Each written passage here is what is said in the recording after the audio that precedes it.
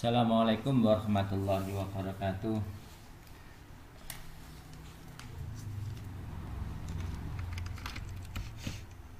Assalamualaikum warahmatullahi wabarakatuh. Anak-anakku sekalian, kelas 9G. Berikut Pak Sofi akan menjelaskan kembali materi tentang teks laporan percobaan. Mengapa harus saya jelaskan kembali? Karena dari hasil ulangan ini ada beberapa anak yang nilainya masih di bawah KKM. Jadi KKM ini saya patok 78. Ini hasil penilaian yang pertama tentang teks laporan percobaan, masih banyak sekali yang di bawah KKM. Untuk itu saya perlu jelaskan kembali. Dari hasil penjelasan Pak Sofi nanti, Pak Sofi akan memberikan soal lagi, yaitu soal remedi. Kamu harus benar-benar memahami sehingga nanti nilaimu bisa diperbaiki. Baik anak-anakku yang Bapak banggakan, kita awali saja dari teks laporan percobaan. Coba kalian bisa mengamati tayangan ya yang ada di layar kalian. Teks laporan percobaan ini ya. Teks laporan percobaan adalah teks yang berisi paparan tentang tujuan, proses dan hasil percobaan. Jadi itu intinya dalam teks laporan percobaan, itu isinya paparan tentang tujuan, proses dan hasil percobaan. Teks laporan percobaan merupakan teks yang menceritakan tentang percobaan yang dilakukan oleh peneliti. Jadi jika kamu nanti suatu saat mengadakan penelitian, maka kamu bisa membuat laporannya berupa teks laporan percobaan. Jadi benar-benar kamu hasil penelitian.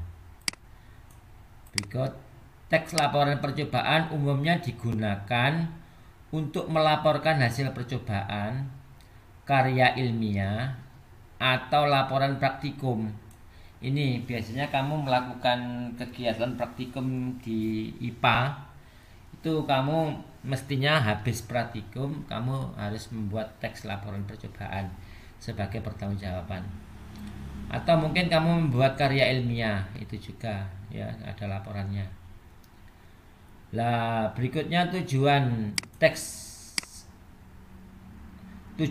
laporan hasil percobaan adalah untuk memberikan informasi kepada pembaca ya. Memberikan informasi kepada pembaca tentang hasil percobaan yang telah dibuat. Jadi kamu setelah melakukan percobaan atau praktikum, jika kamu tidak membuat laporan, maka orang lain tidak akan mengetahui ya apa yang sudah kamu lakukan. Tapi kalau kamu sudah membuat teks laporan percobaan, maka orang lain akan mengetahui, mendapatkan informasi ya tentang apa yang sudah kamu lakukan, percobaan yang sudah kamu buat. Itu. Jadi tujuan untuk membuat teks laporan percobaan adalah memberikan informasi kepada orang lain tentang apa yang sudah kamu perbuat dengan hasil laporanmu, hasil percobaanmu. Anak-anak, struktur isi teks laporan percobaan ini bisa kamu amati di layarmu. Ya. Strukturnya ada judul, ada tujuan, ada bahan dan alat, ada langkah-langkah kegiatan ya, hasil percobaan, terus simpulan. Ini adalah struktur isi teks laporan percobaan. Berikut ciri-ciri teks laporan percobaan, ini banyak ya, bisa kamu amati ini. Nah, ini yang saya blok ini. Yang pertama, melaporkan hasil percobaan, jelas ini. Jadi karena ini adalah teks laporan hasil percobaan, ya sudah jelas ini adalah melaporkan hasil percobaanmu. percobaan ilmiah dilakukan guna menguji sesuatu, jelas. Jadi ini untuk menguji sesuatu ya yang bersifat ilmiah. Teks laporan percobaan diawali dengan memaparkan tujuan, tadi sudah. Memaparkan bahan dan alat, harus dicantumkan bahan dan alatnya. Memaparkan prosedur, ini langkah-langkahnya. Memaparkan pencatatan hasil percobaan, ini catatan hasilnya. Diakhiri simpulan. Nah, ini adalah ciri-ciri teks laporan hasil percobaan. Terus berikutnya ini sambungannya, harus mengandung fakta. Jadi nggak boleh percobaannya itu bersifat fiktif, nggak boleh, harus fakta ya, harus nyata. Bersifat objektif ya, ini kebenarannya itu bisa dipertanggungjawabkan. Harus ditulis dengan sempurna dan lengkap, tidak memasukkan hal-hal yang menyimpang atau mengandung prasangka atau pemihakan. Nggak boleh, harus benar-benar objektif ya. Disajikan secara menarik, baik dalam tata bahasanya ya, harus jelas, isinya harus berbobot maupun susunannya itu harus logis ya. Itu tadi di ulangan harian yang pertama itu soal pilihan gandanya itu keluar itu. Jadi ciri kebahasaannya itu harus jelas ya, harus logis begitu. Berikut ini di bawah ini merupakan kaidah kebahasaan teks laporan percobaan. Jadi biasanya di dalam teks laporan hasil percobaanmu itu juga kadang mengandung sinonim antonim. Sinonim itu apa? Sinonim merupakan, ini saya blok ya, persamaan kata. Sedangkan antonim ini merupakan lawan kata. Ini insyaallah ini sudah materi lama yang sudah kamu pahami. Sinonim antonim. Berikut menggunakan kata bilangan. Menggunakan kata bilangan. Kata bilangan itu apa? Ini saya blok ya. Kata bilangan pada teks laporan percobaan menunjukkan jumlah bahan yang digunakan. Jadi kalau kamu misalnya membuat OTOT ya, bahannya apa saja ya, terigunya berapa kilo dan lain sebagainya. Menggunakan kata perintah ya, misalnya kamu membuat OTOT, ini harus diaduk, ini harus diapakan, dicampur. Itu adalah kalimat-kalimat perintah, itu contohnya ya. Aduklah, hindari, tambahkan, tuangkan. Itu jenis-jenis kata perintah itu. Menggunakan kata hubung ya, di dalam teks laporan percobaan ada kata hubung ini ya, sudah kamu kenal. Dan tetapi, apabila, saat, jika, sehingga, meskipun dan lain sebagainya. Terus berikutnya, cara membuat teks laporan percobaan, ini penjelasannya ya. Menurut struktur dari teks laporan percobaan, jadi menulis judul dulu, tujuan percobaannya apa, alatnya apa ya, langkah-langkahnya bagaimana. Tulislah hasil dari percobaanmu dalam bentuk grafik, tabel atau bahkan atau gambar. Jadi nanti kalau bisa hasilnya itu nanti disajikan dalam bentuk tabel, bentuk grafik, bahkan itu akan lebih jelas, lebih jelas untuk menyampaikan informasi hasil percobaanmu.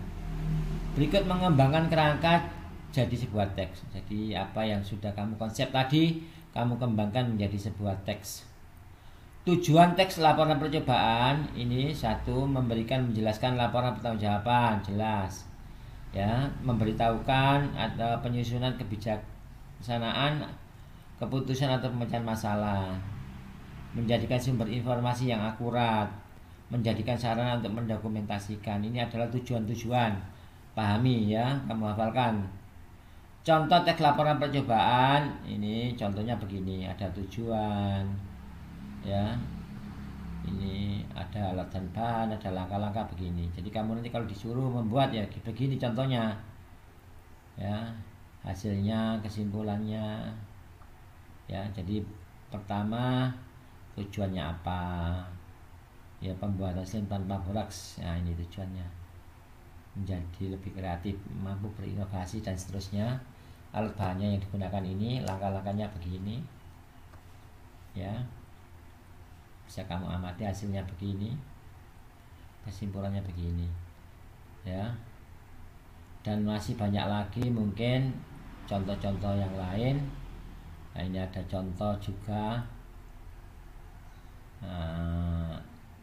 Membuat apa ini? Membuat tinta tidak terlihat. Nah, ini menarik juga ini. Kita juga membuat taplak meja. Nah, banyak contoh ya. Teks laporan sebesar membuat kayu bekas bisa menjadi kotak pensil. Nah, ini juga ada ya. Nanti kamu kalau ingin browsing ini bisa, ini alamatnya ini ya, gurupendidikan.co.id ini ya. Silakan nanti kalau ingin dikembangkan lagi. Demikian anak-anak yang bisa Pak Safi sampaikan. Tolong benar-benar dipahami. Selanjutnya nanti Pak Safi akan membuat beberapa pertanyaan ya yang Bapak gunakan sebagai bahan remedi. Untuk remedinya nanti semua saja ikut mengerjakan ya.